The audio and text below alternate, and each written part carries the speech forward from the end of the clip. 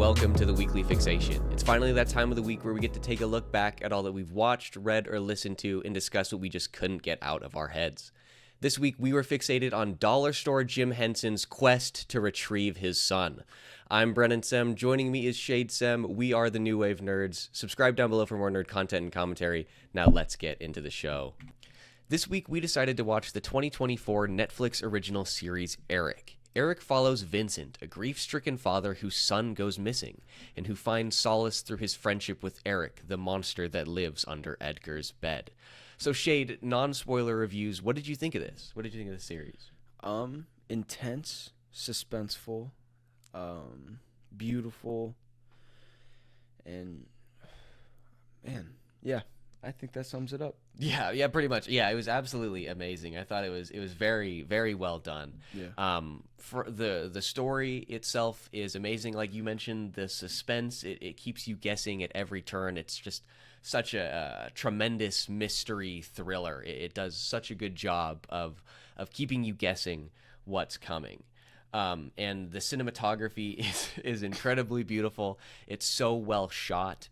And the reason that it's so good is not just because the shots themselves are beautiful, the composition's amazing, the lighting, the direction, the blocking, the set design, all of it is amazing, but it goes beyond that, because the shots, not only are they beautiful, they also further the story, right? They build in you a sense of what the character is feeling. Yeah.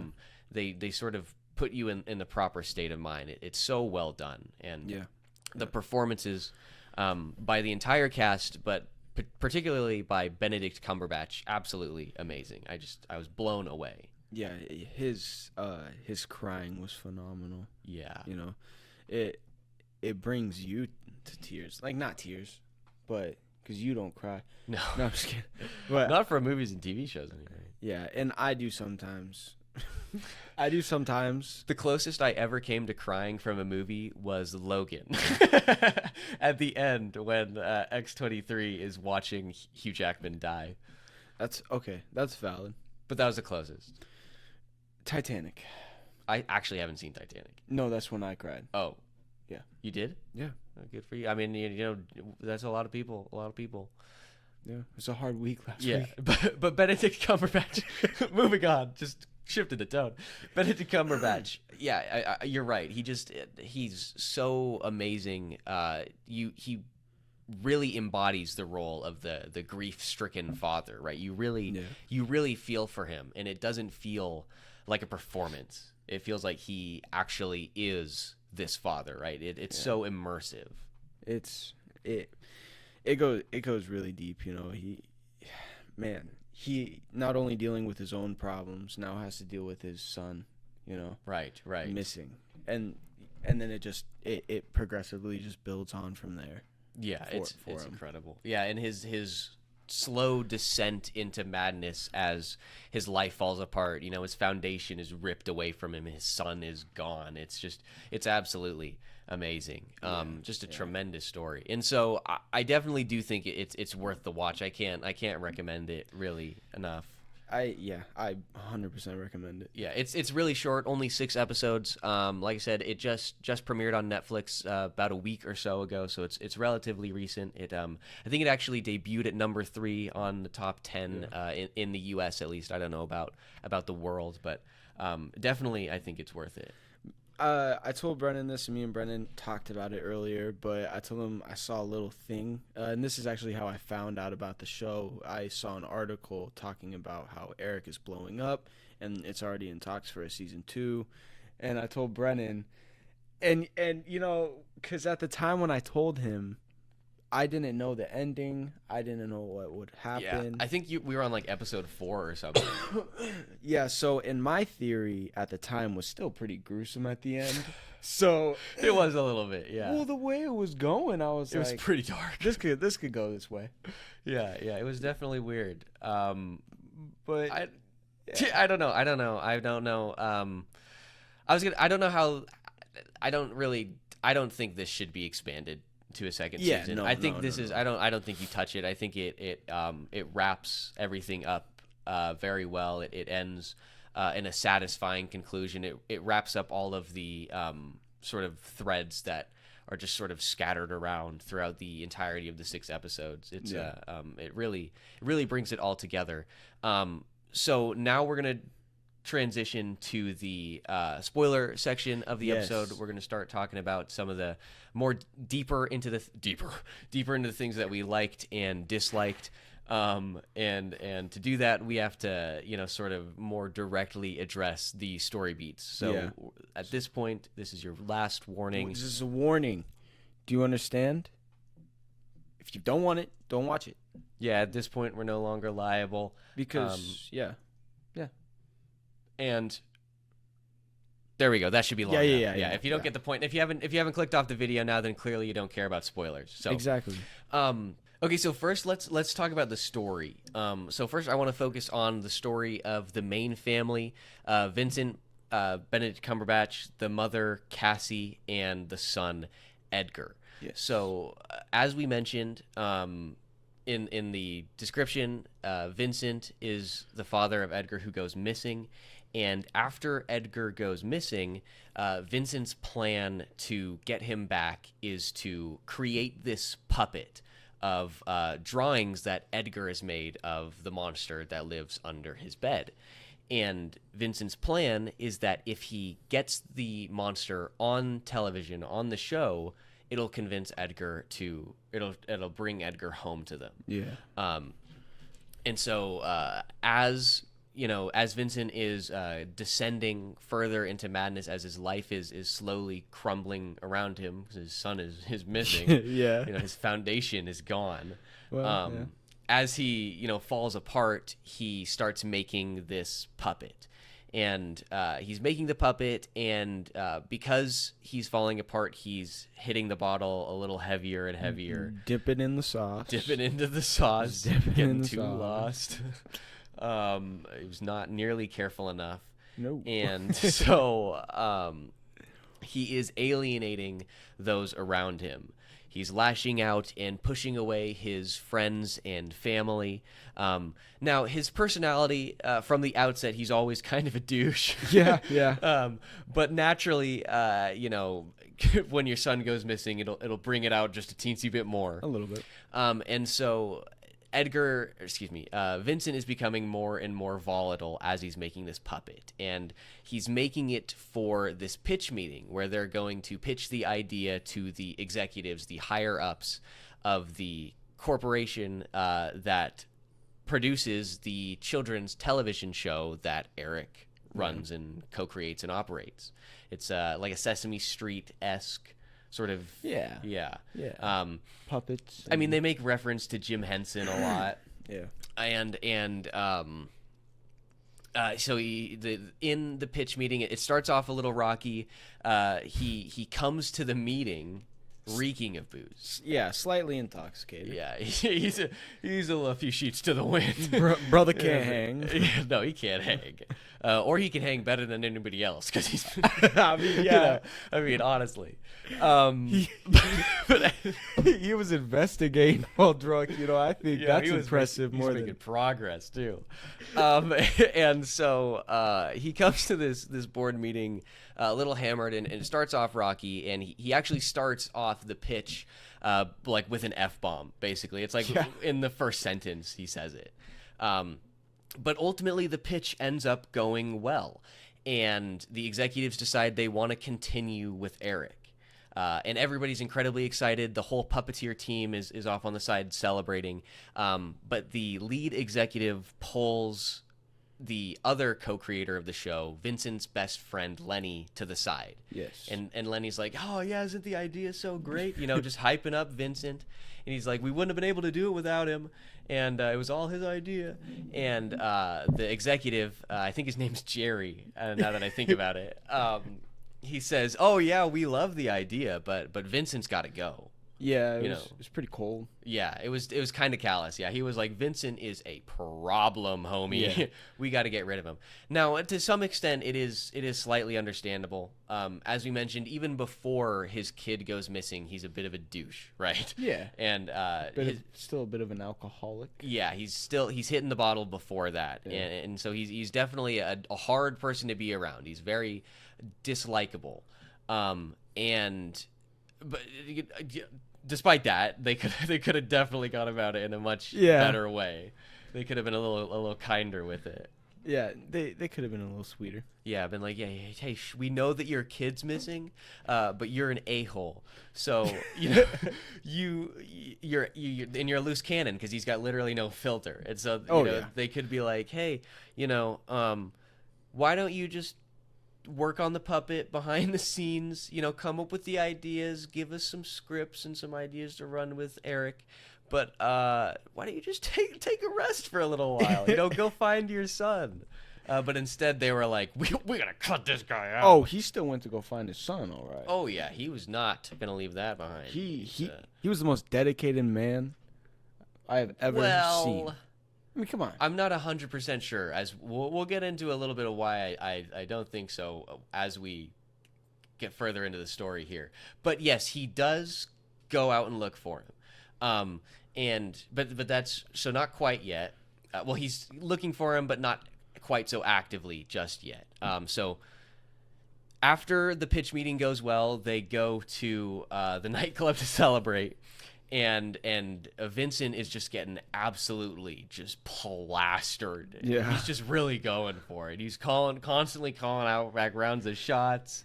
Yeah. There's even in the background, and I remembered, I forgot this until just now. In the background, it's focusing on Lennie, and you can, I don't know if you can hear it, but you can see it in the subtitles.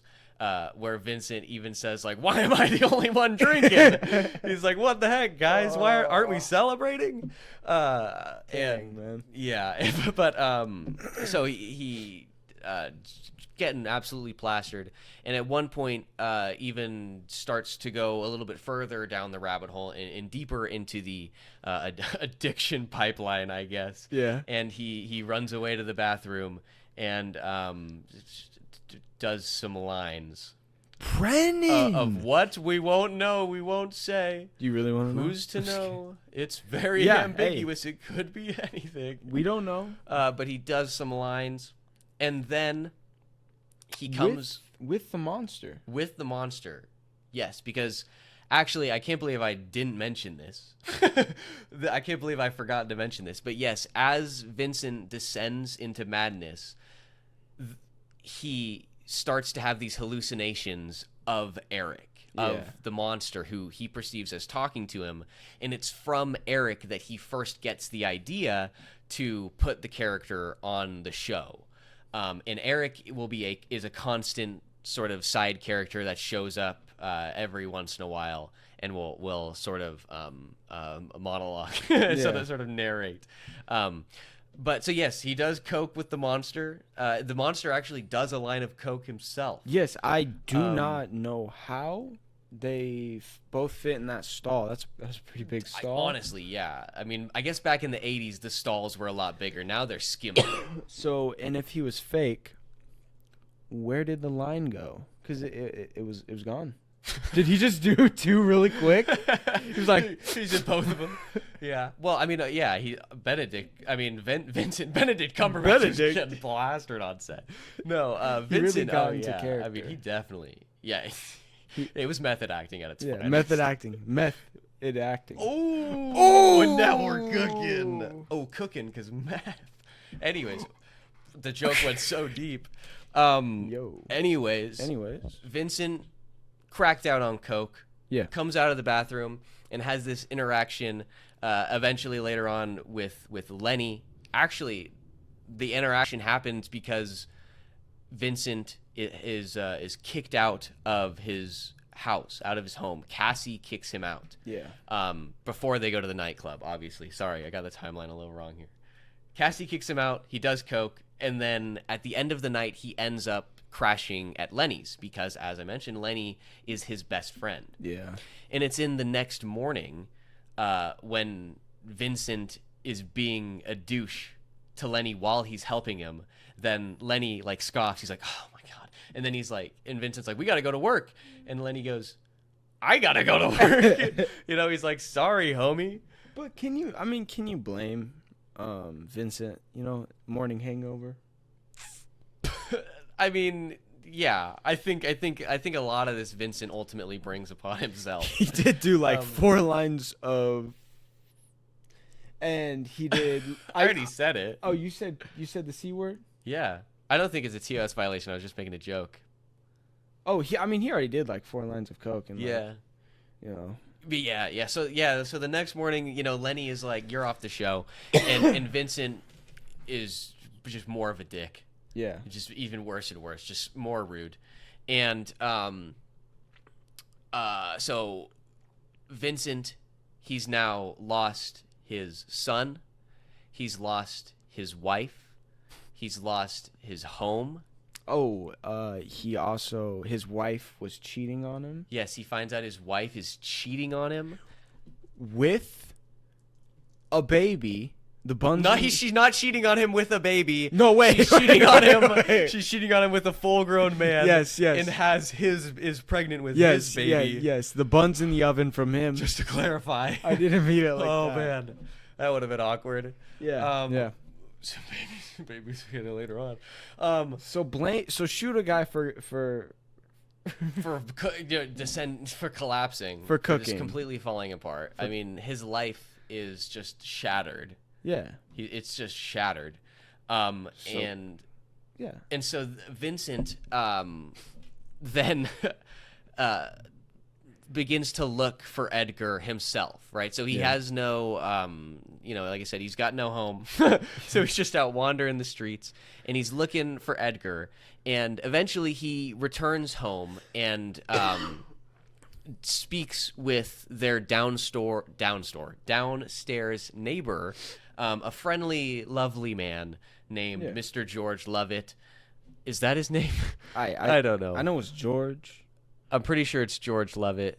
George Lovett. There it is. Yeah, George Lovett. Had to clarify. I thought for a second that it was George Lovett, and then I was concerned that George Lovett was like a 70s soul artist. I thought it was a musician. It sounded like a musician's name. What? Anyways, so he goes to George Lovett's home, and he asks to see Edgar's drawings because Edgar and George have known each other for a while, and Vincent and Cassie, Edgar's mother, have had fights for a very long time. It's a very tumultuous marriage. And so Edgar would go down to George's apartment, and he would go into his basement, and that's where he would draw to get away from the noise. Which led the police to think, that George was a suspect. Right. Yeah. There's some amazing. It's a, like I said, it's a great mystery, and so it really makes you wonder. And yeah, the character is first introduced as a potential kidnapper. Yeah, the everyone is a suspect thing really applies here. Yeah, it's very evident in this show. But so Vincent goes down in the basement and he looks at Edgar's drawings. And when he's down there, he realizes that Edgar has been drawing a map. He draws a map of New York City, of places that he's been. And so Vincent copies down the map and he sets out to find Edgar himself. And while he's out following this map that he's copied down, he stumbles upon a Good Day Sunshine event. Yeah. So why don't you talk about this part? You really like this scene. Okay, so he's a little lost in the sauce, and he stumbles upon, like Brennan said, the Good Day Sunshine Parade, and he's a little emotionally distraught. He's been fired. He's probably missing that job a lot. Mm-hmm. But, they also stole his character from him and completely butchered it. He finds that out at the end of the scene. Oh, yeah. Sorry. Okay, so sorry. He goes to the parade and he walks in and he sees this, and all the other puppets are in the front. They're all singing, doing their thing, and then they call out for Eric, and then Eric, the big monster, walks out. Everyone's cheering, and then he does the saying, like, and he says, like, what does he say? Oh, so dark down there. Yeah, he's basically, Ed was saying, I'm the new kid in town. I'm gonna be on the show now. It wasn't what Vincent had in mind, like, at all. Mm-hmm. So he was pretty torn, and when he saw that, he was really torn. And in that scene, they had, like, it was a still on his face, so it just tracked his face, but everything around him was blurred, and it really just gives you this uneasy feeling, kind of like he has in the scene. And they tend, so it just gives you an uneasy feeling, and it was just really cool how it gave me that effect. Mm-hmm. And I really felt like it was such good placement, Yeah, no, it was very well done. I agree. I thought at first that it was a like a Snorri cam, just because of the way that it was positioned when it first switches to him. But I don't think it actually is, because it pulls out, and I don't know if there's a rig necessarily that does that. But yeah, so Vincent, he walks, and he comes to the parade, and he sees his creation butchered, and it moves him to tears. And then we cut, and he's sitting at a table, and one of his former coworkers comes and sits down and talks to him, and they have a bit of a combative relationship. They definitely it appears as though they don't like each other. They sort of hate each other. Yeah. But through this interaction, you sort of, you get a sense of the fact that she actually cares about him. And he just continues to push her away, right? So she, like, touches his hand, and she asks, like, what are you doing? What's going on? Are you okay?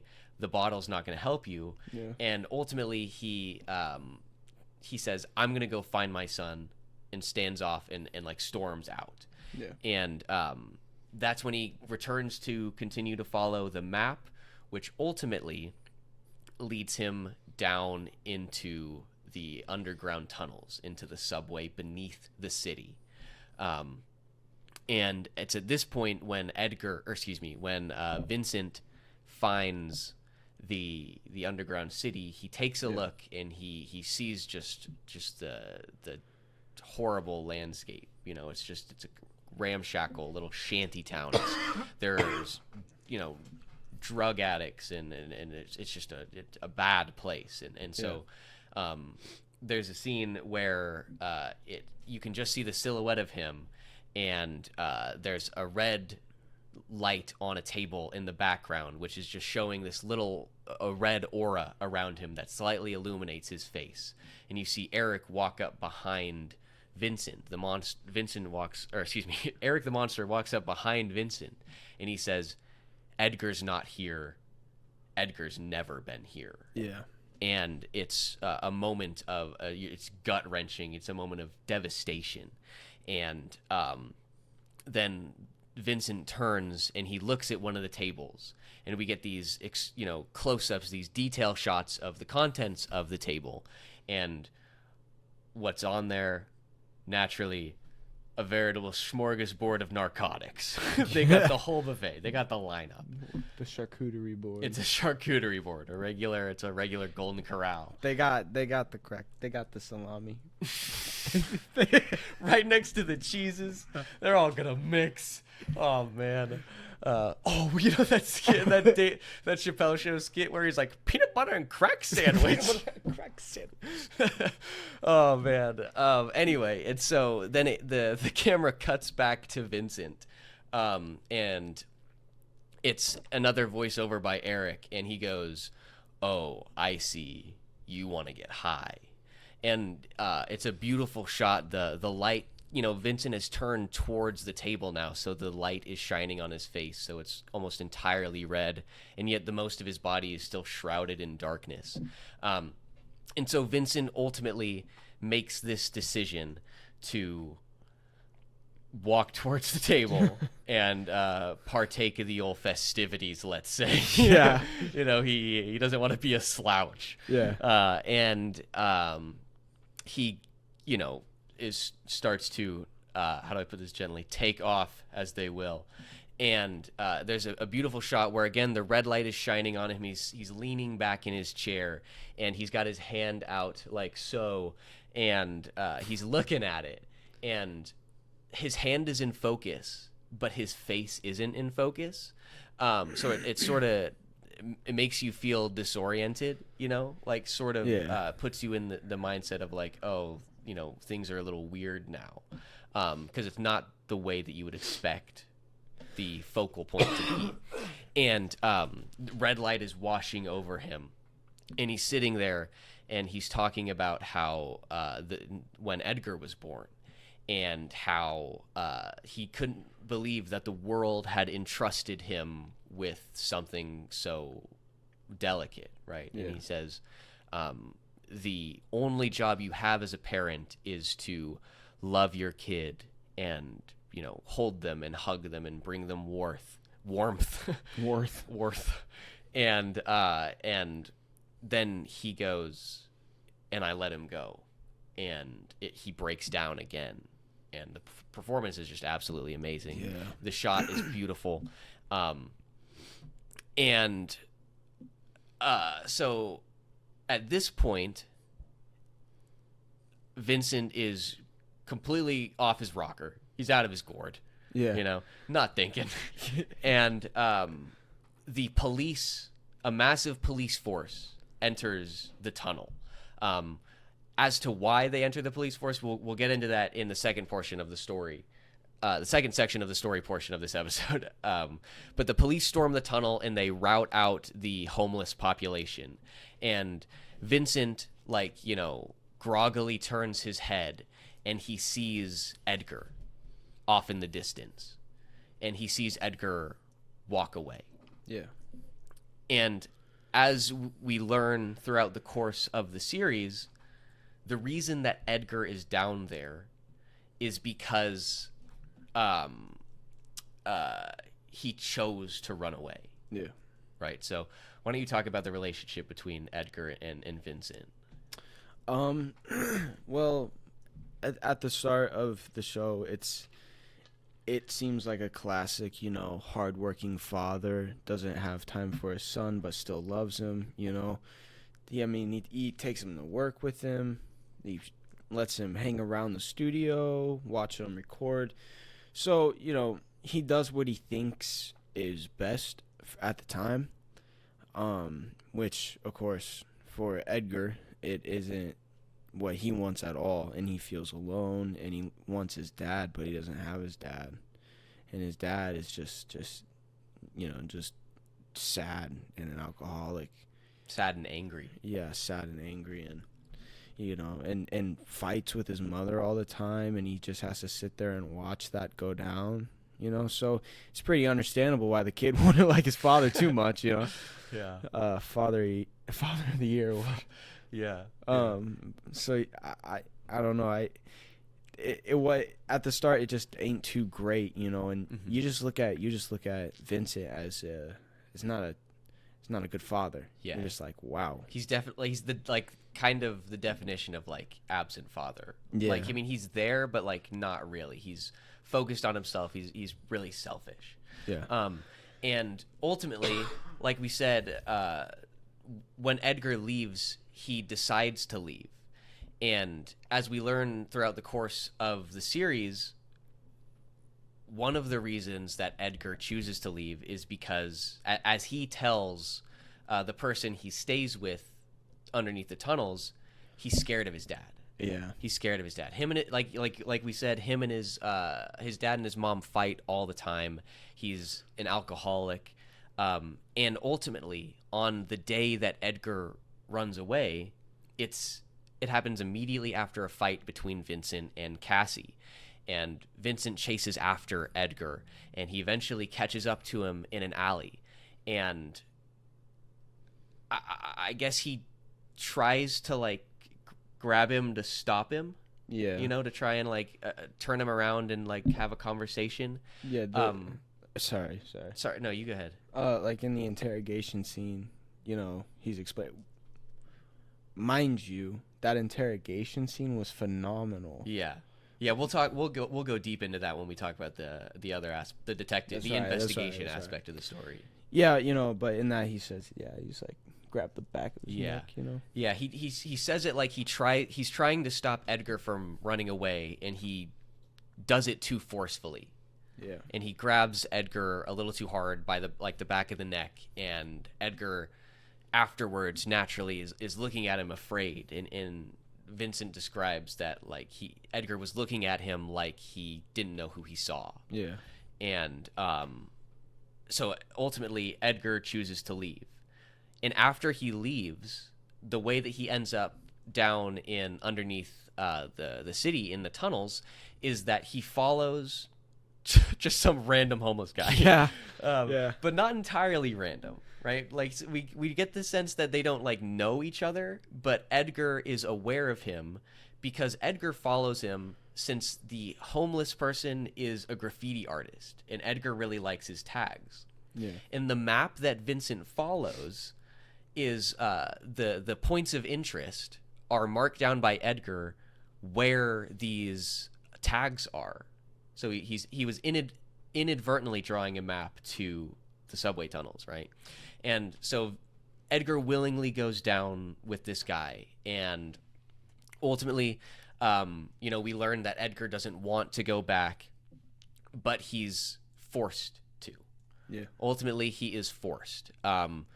The other homeless person, who is like the friend, I guess, of our main homeless person. So homeless person A, the one whom Edgar follows, his name is Yusuf. He's a great guy. What a friendly man. Yeah, he's a good guy. What a homie.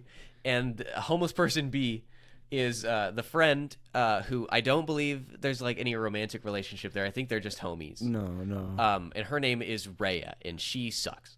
Yeah. She's the worst.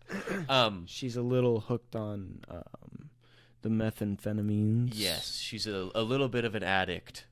She is what Vincent could be. She looks like the textbook definition of meth addict. You know, like she looks sketchy. She had everything. Yes, the makeup, her complexion was done very well. Pretty well. They did it. They certainly made you feel like she was how do I put this? Inches from death. You know? Yeah. It was great. And so ultimately, though, Edgar is forced to leave with this Rhea. And that's when Vincent sees him and follows after him. Now, to really get into why Edgar goes with Rhea, I think now we should probably transition to the investigation part of the story. Yeah. So, on the actual family aspect, absolutely incredible. Yeah. I mean, like, the dynamics are so... it's amazing. The chemistry between all these characters is phenomenal. Yeah. And the writing is great. And the way it all comes together and ties in with each other at the end works so well. Yes, yeah. It's the hallmark of a true good mystery when on a second view you look back and are like, oh, that is so obvious. Yeah. Like you see on second, I didn't fully watch the second series. I just watched bits of it with you. But on second viewing, it is like so clear that Vincent is an alcoholic from the beginning who is the toxic aspect of the relationship and who is like a few bad days away from harming his son. Yeah. You know, like on second viewing, it's so obvious. Yeah. And yeah, I thought he was going to harm Cassie. Cassie? Yeah.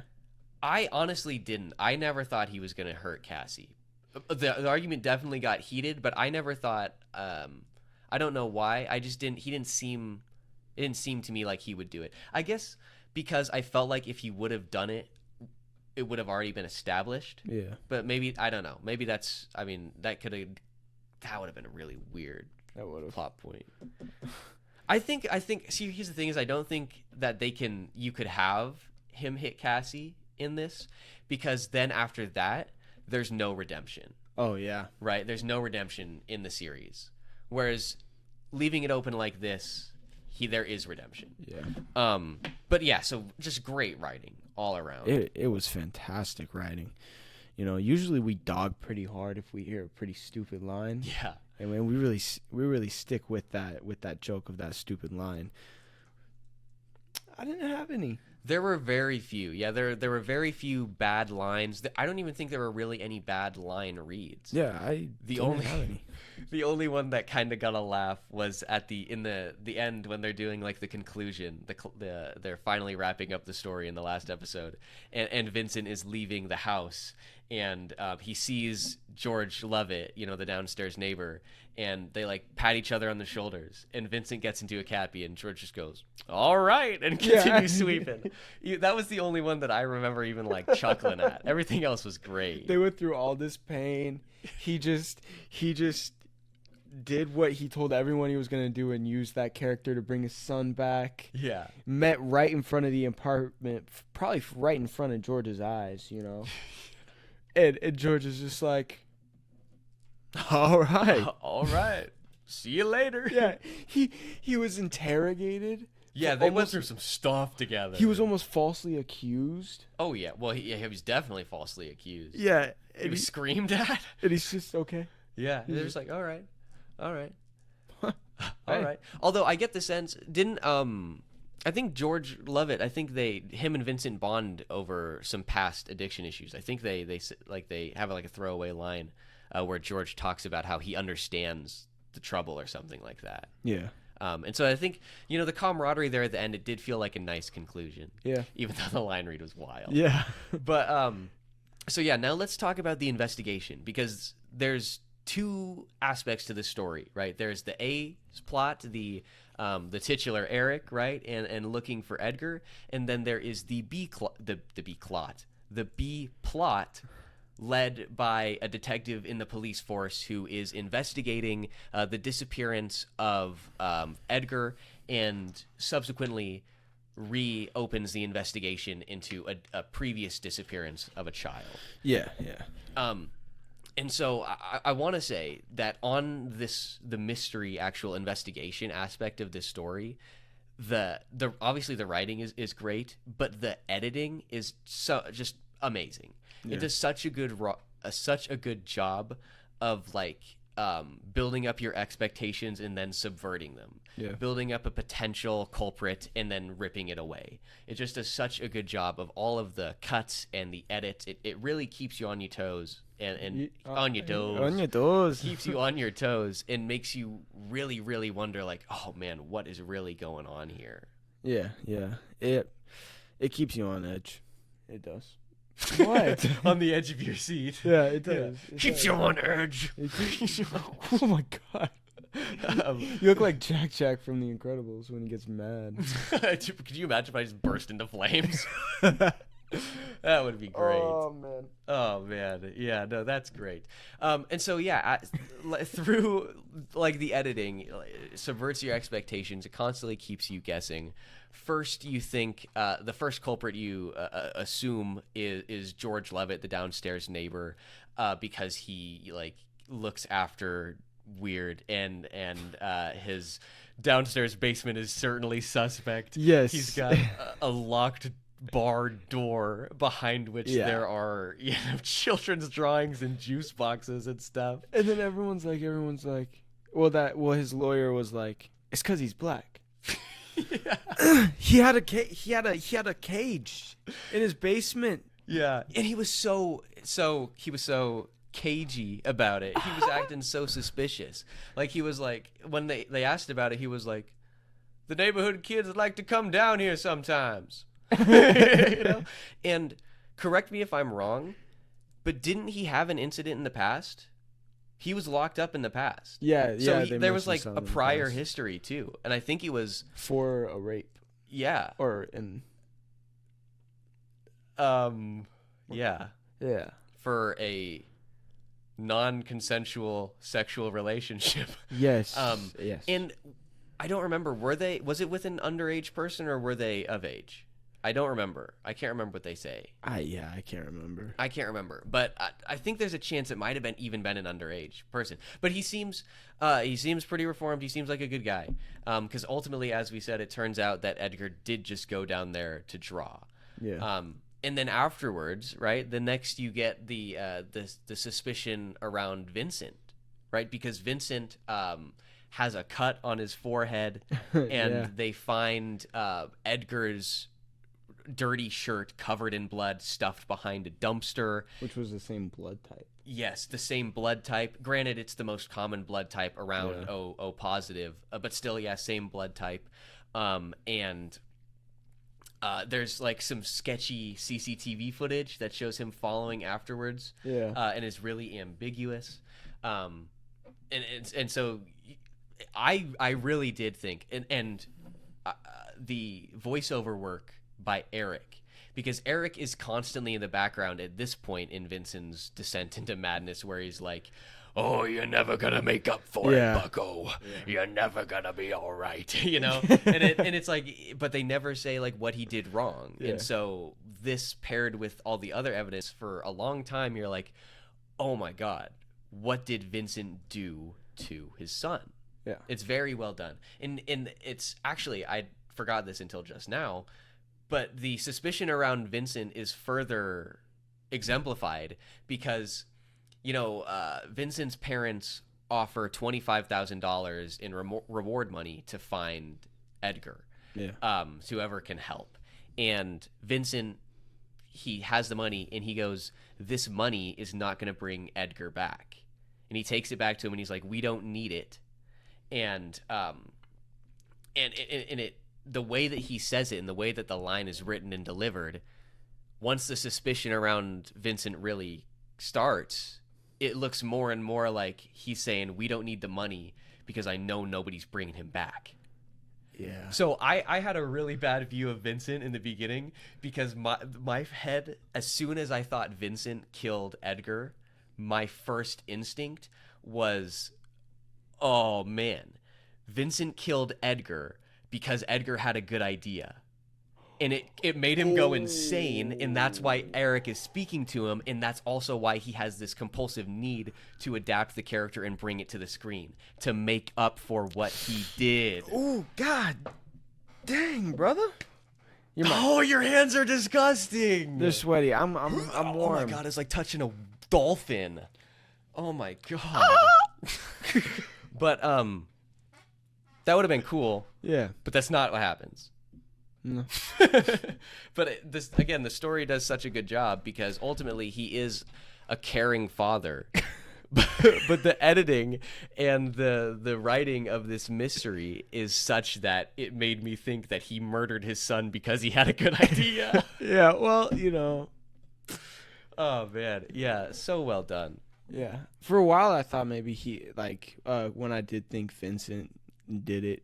Did Vincent do it? I think Vincent did.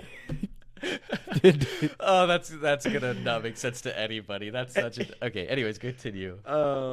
So basically when I thought Vincent did it, my thought process was he heard the idea of Edgar, or not Edgar, of Eric, and he was like, I gotta get this on the show, but I gotta make this big. Yeah.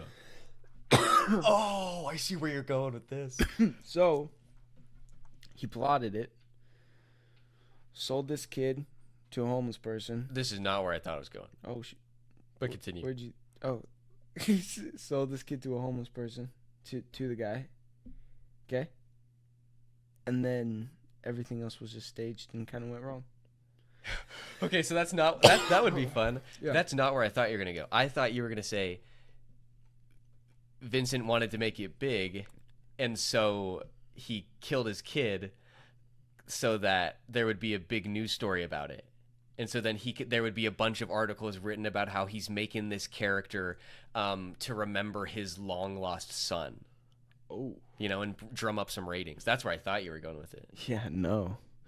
Yeah, no. But so like we mentioned at the beginning of this second section where we started talking about the investigation, the detective eventually reopens an investigation into the disappearance of a child long ago, almost a year ago. I think it was 11 months, right? Yeah.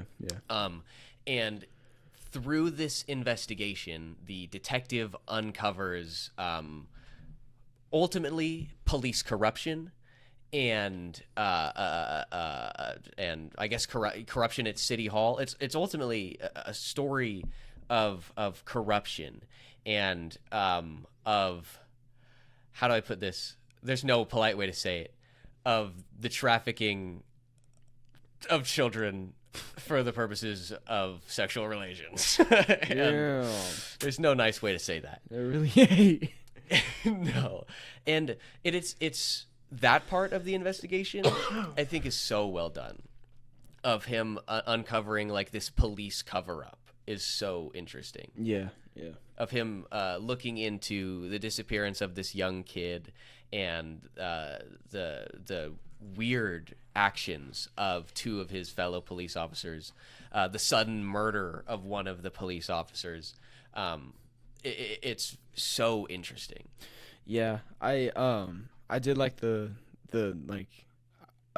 dynamic between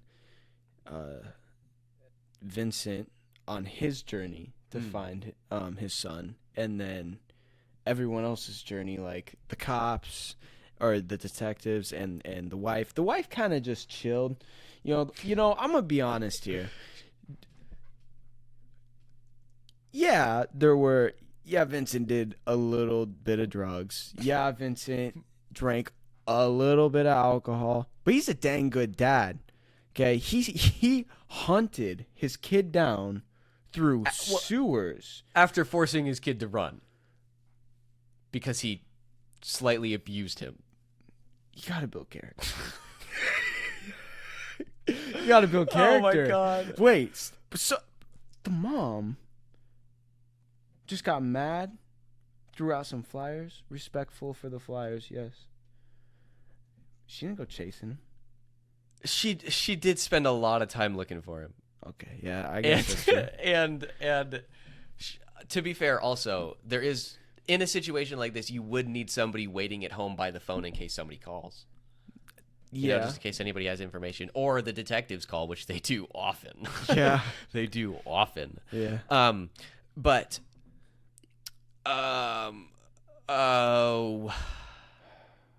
So through the investigation into this police cover-up in the police interaction, we get the eventual revelation that the previous missing child, Marlon Rochelle, was actually murdered by one of the cops, and it was hidden by the councilman and through the assistance of the trash company. Yeah. And man, what a hard scene to watch. It really was. It was very realistic. Yeah, it was really hard scene to watch.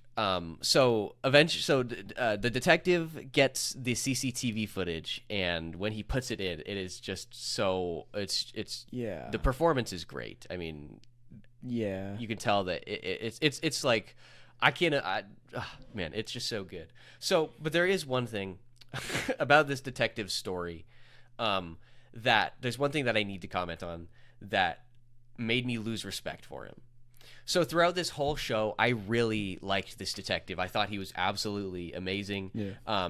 He was the good guy who was searching and striving for truth, and he's out to fight corruption, and he's out looking for these kids, and he has the greatest of intentions. Yeah, and he's like representing diversity, you know? Yeah. Yeah. Yeah. And he's living with his significant other, who is this man William, and they have a beautiful a fun, a really nice relationship. Yeah. You know, there's some really lovely scenes between the two of them. Yeah. And William is slowly dying, and at one point William does die, and That's not what made me lose respect for him. But they have the wake, or the yeah, I guess the wake's the right term, right? Yeah. They have the wake at the house, and the detective is wearing his nice funeral suit, and he's crying, and he's talking about how deep his relationship was with William, and how much he loved him, and how they built a life together, and how him dying has like ripped a part of him, right?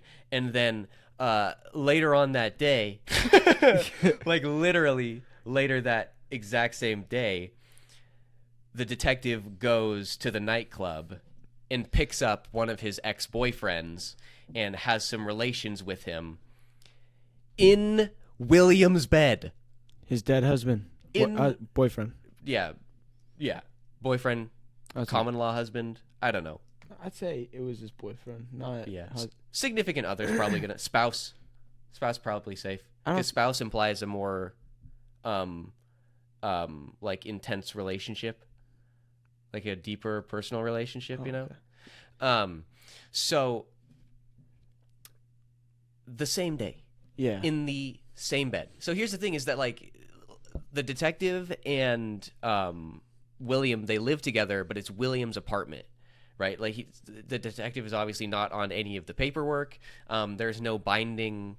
Obviously, there's no like binding legal relationship here, and he takes another man to the house of someone who he supposedly loved, who just died, who they just had a wake for, and they have, you know, some sexual relations in his very bed. Yeah. As soon as that happened, I was like, oh, okay, all right, this guy's not as good as I thought he was. Yeah, no. This isn't, I can't look up to this guy anymore.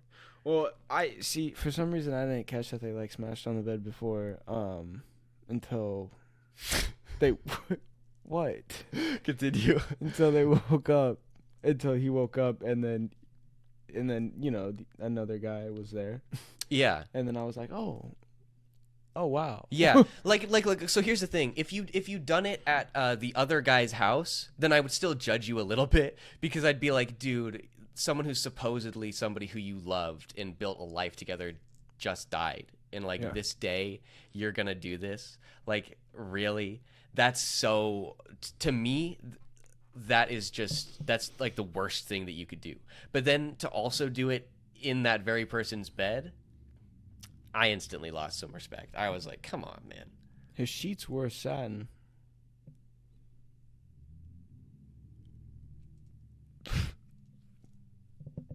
Okay. I don't know how to transition out of this. So really it's a good story. Really. Honestly, so yeah, it's just a great story. Yeah. And at this point, I think we've talked enough about the actual story itself. We didn't go as deep into the investigation as we did into the family aspect, not because it doesn't have as much depth, or because it's not as good, but just because it's the B plot. Yeah. And it's interesting. It's certainly something I kind of want you to experience a little bit more for yourself. Obviously, this is post spoiler, I guess, so that doesn't matter what I just said. Yeah, I'd forgotten that. But still, at this point, we're going to transition over to talking a little bit about the cast list, because as we mentioned, everybody is just amazing. Oh yeah. So starring, we have Benedict Cumberbatch is Vincent Anderson, and he does the voice for Eric as well. Man, so good. Yeah, he was phenomenal. I mean, he really made you feel the depths of like his grief and emotion. It really struck you, you know. Like I mentioned at the start, his crying was great. Yes. You know, when he was angry, he was really angry. You know, it was just top notch. Yeah. You know? No, I think he did the extremes incredibly well. I mean, I think just the control there was insane. I really felt like immersed in it. Yeah. You know, it definitely felt like he embodied that role. It was just absolutely incredible. And then opposite him, we have Gaby Hoffman playing Cassie Anderson. Cassie, such an incredible performance. Yeah. Like that character doesn't quite have as much range just written for her. Obviously, Vincent is the main protagonist. He goes through the super extreme highs and lows. But anytime Cassie like was crying as well, I felt like, oh, okay, yeah, this is a performance. This is great. Yeah, her acting was very, very good, I will say. I did think she was kind of a mean gal. Yeah. You know, she got physical with Vincent. Yeah, she pushed him. I forgot about that. That wasn't nice. That wasn't necessary. I really did forget about that. That's never necessary. So I don't, so I lost respect of her in that situation. Yeah. But other than that, she was a pretty good. She's a great mom in this. I mean, she's on the hunt for her son. Yeah. Not as much as Vincent, but she's still on the hunt, I guess. Yeah. She was still looking. Just absolutely great. And then the tertiary character, we have Vincent's best friend Lennie, played by Dan Fogler. Lennie. Yeah, Yes. Lennie. What a great character. What a great character. Another, I mean, just tremendous writing. Another one who, like, through my expectations were just completely subverted. Yeah. Like they really build this guy up like he is just the sweetest, like a friendly guy, little fluff ball, Yeah. Just like in like I mentioned in a couple episodes back, I think it was my last week's Weekly Fixation. I did Fantastic Beasts, and as I mentioned in that, I loved Jacob in that. Dan Fogler, he was really great. I loved his character, and he was, I think, my favorite character. And I was so happy to see him in this. He did fantastic, and I've never seen him in anything else, and I don't think he's done too much. Yeah, I haven't seen him in much either. I remember, I think, on the Fantastic Beasts episode, I think you said that you hadn't seen him in anything else. Fairly limited. But he's a great actor. The performance in this, another just incredible one. He seems like such a. I do wish he had gotten a little bit more screen time, I guess. Yeah. I do wish we'd been able to explore a little bit more of him. I would have liked to have seen a little bit more of his relationship with Vincent. I would have liked to have seen, because they insinuate that they're incredibly close and that they've known each other for a long time. I mean, they co-created the show. Yeah. And they definitely lean into the aspect that Vincent is the creative mind and Lennie is like more of the behind the scenes person. That he makes the deals. But they sort of allude to the fact that he is a bit washed out creatively. Like he doesn't really have any talent. And so I wish I would have seen a little bit more of their relationship sort of further showing that Vincent was doing all the creativity and Lennie was just kind of riding Vincent's coattails. Yeah. I loved his character at the start. Yeah. Yeah. He was it was so hard to stop liking him because it felt like he was such a good guy. He was so good to Vincent. And you like him all the way till the end. Oh yeah, right up until the end. Well, yeah, when does the detective go see him?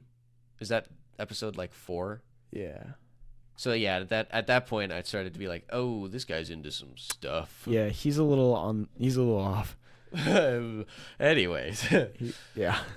And so then next up we have McKinley Belcher III. This was the actor for Detective Michael Ledroit, the lead detective, our head detective in missing persons, who's running the investigation and eventually begins to rout out the corruption and brings the scandal to a close. Yeah.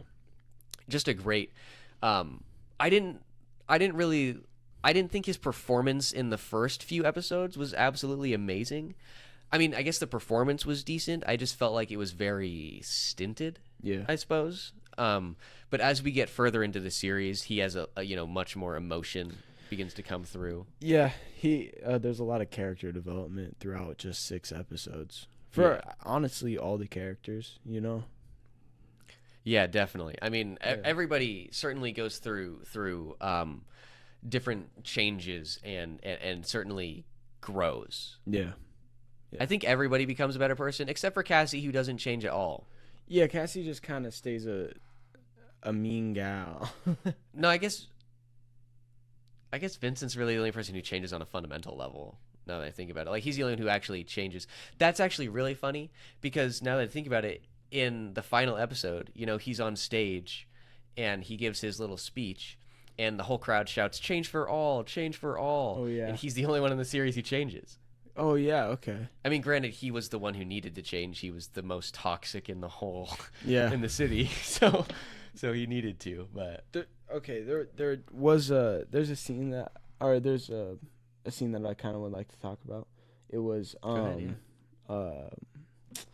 when they're in the train sewer area, you know, and him and Eric are having a fight and Eric's bashing the crap out of him, and then it gets physical, and like Eric pushes Vincent, and Vincent's like, oh yeah, and he's like, what the crap? Because the whole movie, you know, it's not like the confrontation between the two characters are never physical at all. It's only been vocal, and every other character in the series can see that it's only vocal because they think he's just batshit crazy. He's a figment of his imagination, and yet he's talking to him out loud. Yeah. So, you know, this is the first time it's gotten physical, and Eric, this big old monster, just pushes Vincent, and Vincent, you know, kind of is like, what the crap, and just pushes him back, and it just kind of gets into this fight, and then Vincent's getting the crap kicked out of him. You know, he's getting kicked, he's getting punched, he's getting it all. And then Vincent, you know, he gets all angry. You know, he realizes, I gotta beat this guy, and he's like, rah! And he gets up and he's like, and he, you know, punches him in the face, or no, he hits him with a pot.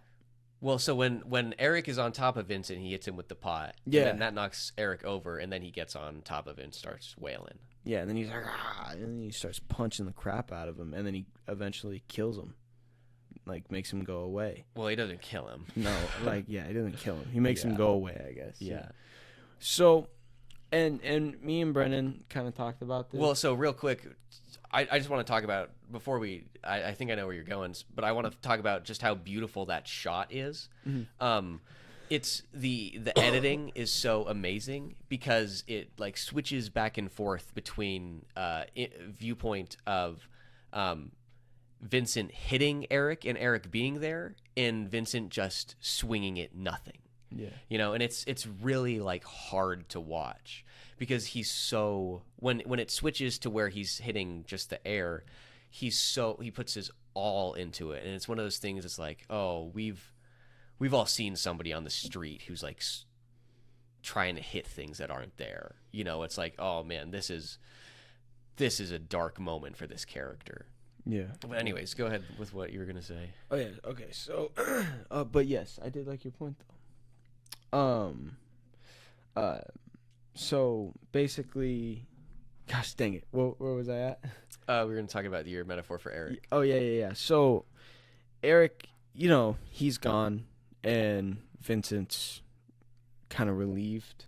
He gets some relief, I guess, and I guess in that moment I was like, I kind of realized what maybe the monster Eric really represents, and I was thinking, you know, he represents addiction in general, and grief, addiction and grief, because so it's, you know, Eric doesn't come into Vincent's life until when his son goes missing. That's when Eric finally hits, and that's when Vincent starts drinking hard, like we're talking sauce, you know, like he's getting deep into it, and that's kind of when Vincent's like, he's nice around this time. He ain't talking a lot, and like I mentioned to you before you and me started finishing the show, I said that Eric doesn't really talk a lot right now, you know.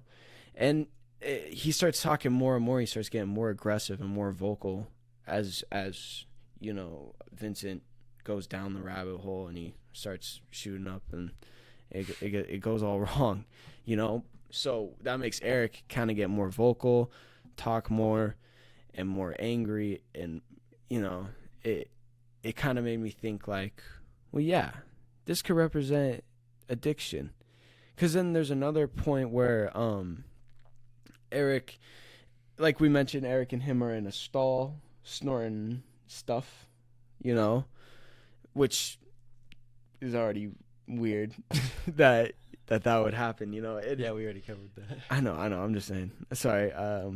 And then Vincent, you know, he just, you know, what am I trying to say? I guess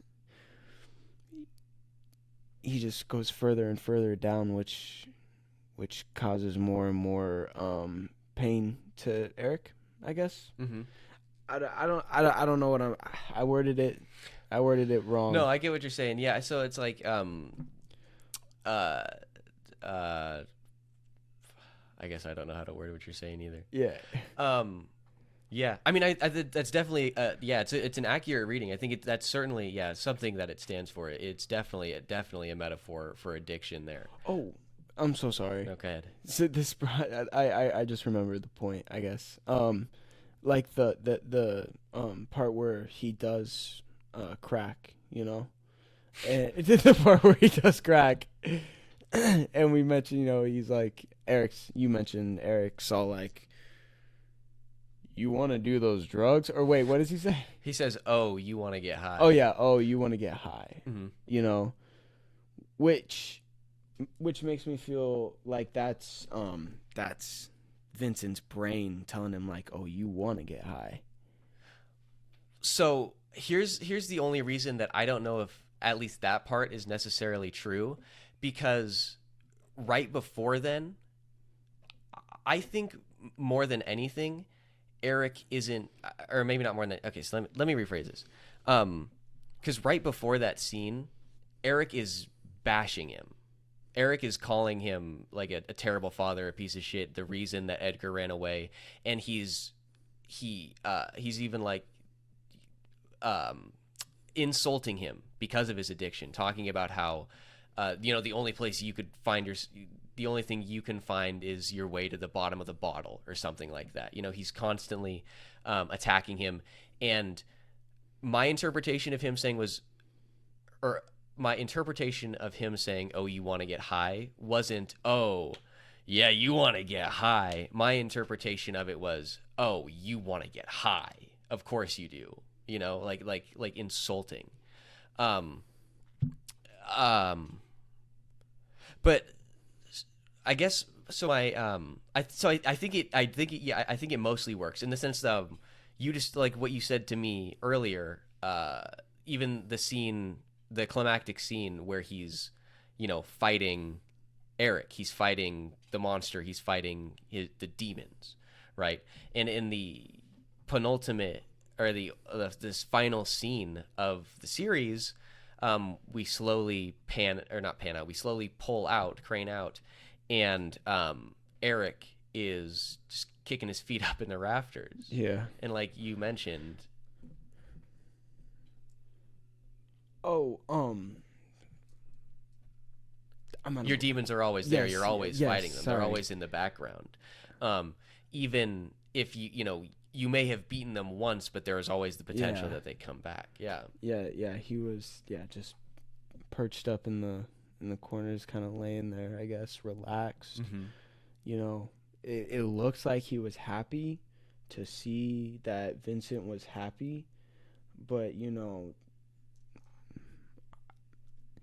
I feel like he was probably just mocking him a little bit, maybe laughing at him, like, "Oh, I'll be back," you know, or that, and that's kind of also where the addiction thing, you know, where it really bloomed and really kind of stayed close to my mind, where because you know, he'll be back, you know, like if he relapses, he'll be back. Mm-hmm. So he's always just gonna be there. So yeah, that's kind of that was really the big big thing that made me be like, oh wow, this went deep. This movie went deep. Yeah. And it was really cool interpreting that. And I think that's one thing I really do. I think that's another thing I like about this movie or this TV show, and it's that they really let you figure it out yourself, or let you interpret Eric however you want him to be to him, you know? Yeah, certainly. And that's the thing, is that there are a lot of things that apply, and the fact that they're not like mutually exclusive. So there is, there's the interpretation that Eric is just, the physical manifestation of Vincent's own inner conflict with himself, right? So Eric is constantly self-deprecating. He's constantly, insulting Vincent. He's constantly showing his faults. And he is the one who's constantly like, it's your fault. This is your fault. You did it. He ran away because of you. You're never going to be able to make up for it. It's because of you. And he's constantly like, this is the reason of this is for you. And the moment of clarity for Vincent comes after he hears from Yusuf, the man who literally the only way he would have any information about this family is through directly his son saying it. Yusuf tells Vincent that Edgar chose to stay away. And that's when the moment of clarity comes, where he starts to battle Eric. Yeah. That's where the confrontation gets physical. Sorry, you're gonna go ahead. Oh, I was just gonna say, or what if we could interpret Eric as like Edgar's own anger toward Vincent. That's absolutely right. Definitely, Edgar drew Eric as the way he views his father. And then at the end, Eric is laying there relaxed, and that's around the time where Edgar also finally is relaxed. Yeah, their relationship is starting to heal. And that's another reason that Vincent is moved to tears when Edgar pulls up at the end wearing the Eric suit. And that's why when Edgar is drawing on Yusuf's walls, that's why everybody else is all happy and fun, and Eric has his claw out, and his dad is hanging from his claw. Oh crap! Okay, because the human representation of his dad is falling to the id representation of his dad, which is Eric, which is addiction, alcoholism. Yeah. And maybe that could double down your point of when you were talking about him saying, "Oh, you want to get high." That could really solidify the point of his son thinking, "Oh, he wants to abuse a substance." Yeah. God, like again? Yes. Oh, Eric probably says that because Vincent is thinking this is what Edgar would think. And what if Eric was just basically Edgar trying to break Vincent, and all those hurtful things he said was just a way to get him to a breaking point to beat the ever living crap out of Eric, to beat that feel that being a horrible father, to him realizing like, I gotta change, I gotta fix myself ASAP. Yeah. And that's when he finally defeated the monster. Yeah. Well, that's the thing, is you can't pull yourself out until you reach rock bottom. Yeah. And he hits rock bottom after he's been telling himself for so long that he's the problem. He hits rock bottom, has his moment of clarity after somebody else who only interacted with his son tells him. Yeah. And then that's when the fight ensues. And then that's when he's like, oh, I need to be better. Yeah. Yeah. I think we solved it. It's obvious. It's definitive. Yeah. We know what Eric is. He's blue. Hire us, cops. we didn't know who took the kid. We are detectives. Man. I didn't say we took the kid. Okay. Okay. All right. So yeah, I think any other final thoughts? I mean, I just want to say that I think the show is just great and absolutely. I mean, we talked about it for long enough. It definitely holds up, I think. Yeah. It was a really good, just spontaneous show that just you could just watch on a random day. Mm-hmm. Honestly, you could probably get all 6 episodes done in a day. I did. Well, I got all 5. Oh yeah, because you went all the way back to 2. Yeah. I forgot that. I had to watch it in I think 3 days. But yep. So Eric available on Netflix, all 6 of the episodes. Yes. Catch it now while it's in the news, and we will be back here tomorrow for a live stream where we will be reviewing the first 2 episodes of Star Wars: The Acolyte. Yay! We're so excited, and we will catch you guys then.